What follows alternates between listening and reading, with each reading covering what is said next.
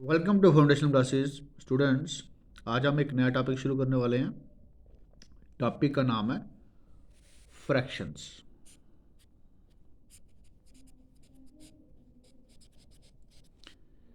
तो क्या नाम है टॉपिक का? फ्रैक्शंस। तो टॉपिक को शुरू करने से पहले आपको मैं एक इम्पॉर्टेंट इन्फॉर्मेशन दे दूँ। इम्पॉर्टेंट इन्फॉर्मेशन क्या है कि ऑलरेडी अभी तक हमने कुछ इम्पॉर्टेंट प्लेलिस्ट बना रखी हैं। Squares and square root, multiplication tricks, algebraic identities and number system. Students, ये चारों प्लेलिस्ट आपके लिए बड़ी इंपॉर्टेंट है। कहीं ना कहीं आपको जल्दी जल्दी स्क्वायर्स या स्क्वायर रूट निकालना हो तो इस प्लेलिस्ट को देखिए। 2-3 वीडियोज़ हैं इसके, आपको जल्दी जल्दी वो आ जाएंगे। मल्टीप्लाई जल्दी जल्दी करनी होगी तो उसके लिए मल्टीप्लिकेशन ट्रिक्स हैं। और बड़े सारे क्वेश्चंस ऐसे होते हैं जिनके लिए हमें अलजेब्रिक आइडेंटिटीज़ का यूज़ करना होता है, तो मैंने उसके लिए भी बना रखी है। और एक बड़ा ही इंपॉर्टेंट टॉपिक है नंबर सिस्टम, आप उससे भी देखिए ताकि आपको पता चले कि real number, natural number, rational numbers, whole numbers, फिर इरेशनल नंबर्स क्या होते हैं उनके बारे में सारा बताया। तो स्टार्ट करें अभी आज का टॉपिक। तो आज का टॉपिक हमारा फ्रैक्शंस। स्टूडेंट, पहले फ्रैक्शन को समझने के लिए ना पहले होल को समझते हैं। Whole whole means let it be, आपने कोई चीज़ मंगवाई है, जैसे लेट इट बी पिज़्ज़ा आपके पास, तो जब केक बना लेते हैं, बस ऐसा कोई आपने कोई मंगवा लिया, तो ये पूरा ना होल वन है। क्या है ये? वन है। अब आप दो लोग हो, आपने दो लोगों ने बांटना है, यानी कि अब इसको हमने इसको पार्ट्स में करना है। वो जो पार्ट्स में करना है ना वही फ्रैक्शन है। अब हमने क्या किया, इसको सेंटर से इसको काट दिया। अब इसके पार्ट कितने हो गए? टोटल पार्ट कितने होंगे? एक पार्ट, दो पार्ट। अब टोटल पार्ट्स कितने होंगे इसके? टोटल पार्ट्स हो गए दो। तो आपने दो बंदों में बांटना है, यानी कि दो में से दो में से एक पार्ट आपने किसी को दे दिया। इसी तरह दो में से एक पार्ट आपने खुद ले लिया। तो ये जो आपने दो पार्ट्स किए ना, ये इस होल की फ्रैक्शंस थी। जब आप इन दोनों पार्ट्स को ऐड ऑन करोगे तो वापस ये होल बन जाएगा। आई होप सो कि आपको बात समझ आ गई है। आइए नहीं तो एक और एग्जाम्पल लेते हैं। सपोज करिए पिज़्ज़ा मंगवा लिया आपने, अब की बार आपने इसके चार पार्ट्स कर दिए, तो टोटल कितने हो गए इसके? 4। और आप में से किसी एक दोस्त ने तीन पार्ट इकट्ठे ले लिए, यानी कि उसने 3/4 पार्ट ऑफ द पिज़्ज़ा उसने ले लिया, और पीछे क्या बचा? 1/4।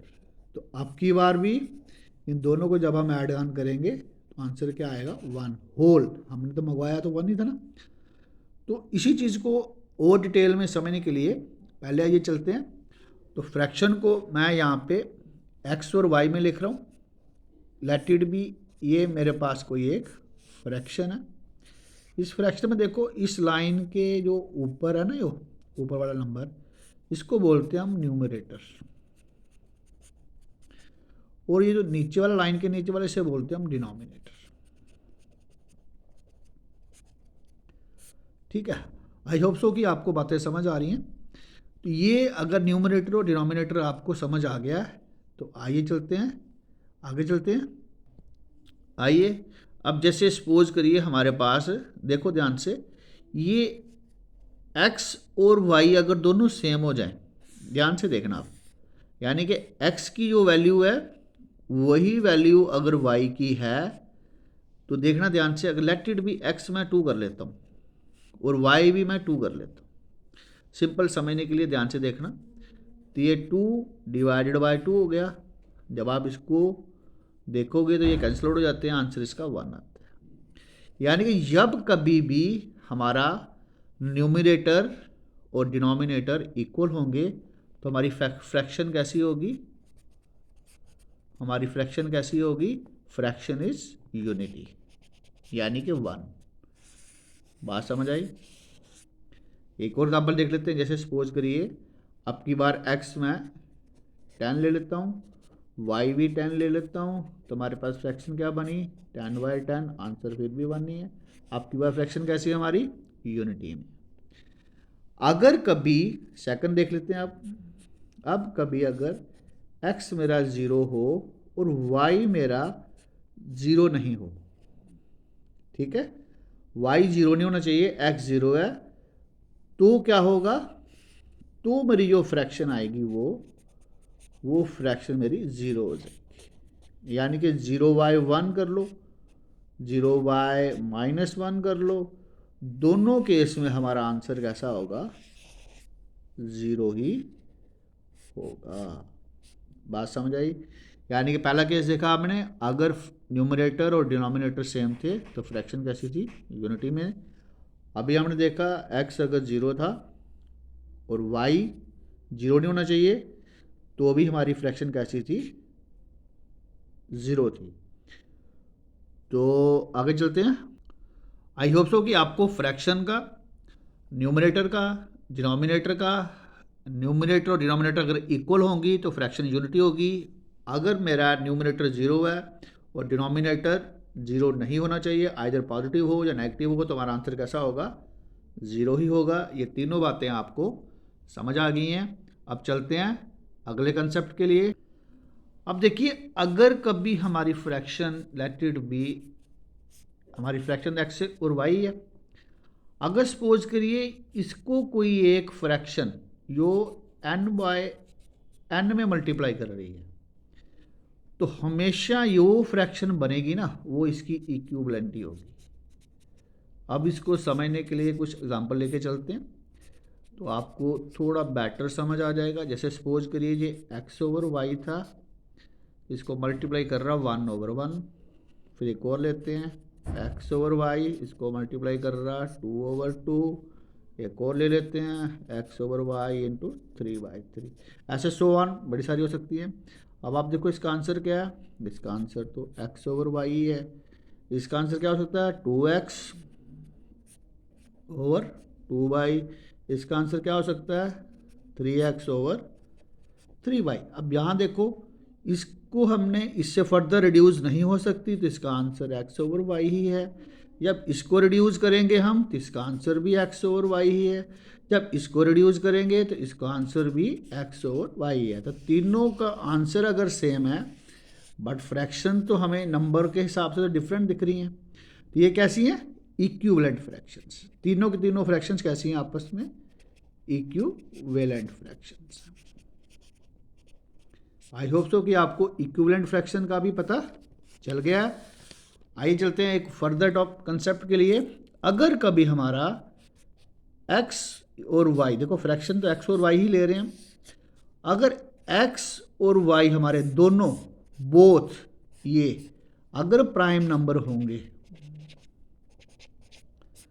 अगर दोनों प्राइम नंबर होंगे तो फर्दर रिड्यूस नहीं होगी, ये रिड्यूस ही नहीं होगी। जैसे लेट इट बी 2/3 आ गई, ये दोनों प्राइम नंबर हैं जो फर्दर रिड्यूस नहीं होगी। क्यों नहीं होगी, क्योंकि इन दोनों के बीच का जो कॉमन फैक्टर है वो 1 है। यानी कि इनका हाईएस्ट कॉमन फैक्टर क्या है, वो 1 है। और इसके अलावा इनके दोनों के पास अदर कोई कॉमन फैक्टर है ही नहीं, तो इससे छोटी हो ही नहीं सकती। तो अगर कभी एग्ज़ाम में हमारे पास फ्रैक्शन आ जाए जिसका न्यूमरेटर भी और डिनोमिनेटर भी प्राइम हो, तो वही उसका आंसर है, फर्दर रिड्यूस वो होगी ही नहीं। आई होप सो कि आपको ये भी बात बड़ी आसानी से समझ आ गई है। आइए चलते हैं फ्रैक्शन को लेके एक नेक्स्ट कंसेप्ट के ऊपर। अपना फ्रैक्शन की कुछ टाइप्स होती हैं, फ्रैक्शन की ना टाइप्स होती हैं। पहले सिर्फ 2 ही टाइप्स देखते हैं। एक होती है प्रॉपर फ्रैक्शन, एक होती है इम्प्रॉपर। अब आप प्रॉपर फ्रैक्शन में आओगे ना, तो प्रॉपर फ्रैक्शन में जो न्यूमरेटर है ना वो हमेशा छोटा होगा इससे, डिनोमिनेटर से। और इम्प्रॉपर में जाओगे तो न्यूमरेटर हमेशा बड़ा होगा डिनोमिनेटर से। यानी कि यहाँ पे जो आंसर आएगा इन फ्रैक्शन को सॉल्व करके, तो हमेशा लेस देन 1 होना चाहिए।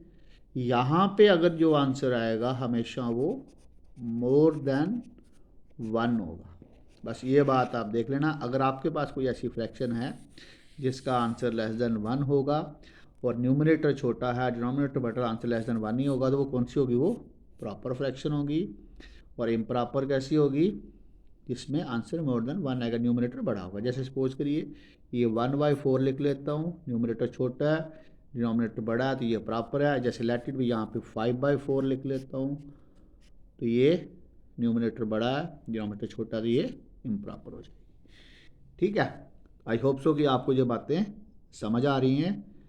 और अब आप चलते हैं एक नेक्स्ट कंसेप्ट के ऊपर। अब नेक्स्ट कंसेप्ट कह रहे हैं कि ये हम देखो हमारे पास ये फ्रैक्शन है ना, अगर आपका डिनोमिनेटर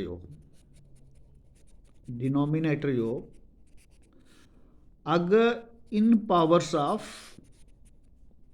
10 है, यानी कि y आपका अगर आपका 10 आता है या 100 आता है या 1000 आता है, ऐसे सो ऑन, तो आपकी फ्रैक्शन कैसी होगी, उसे बोलेंगे हम डेसिमल फ्रैक्शन।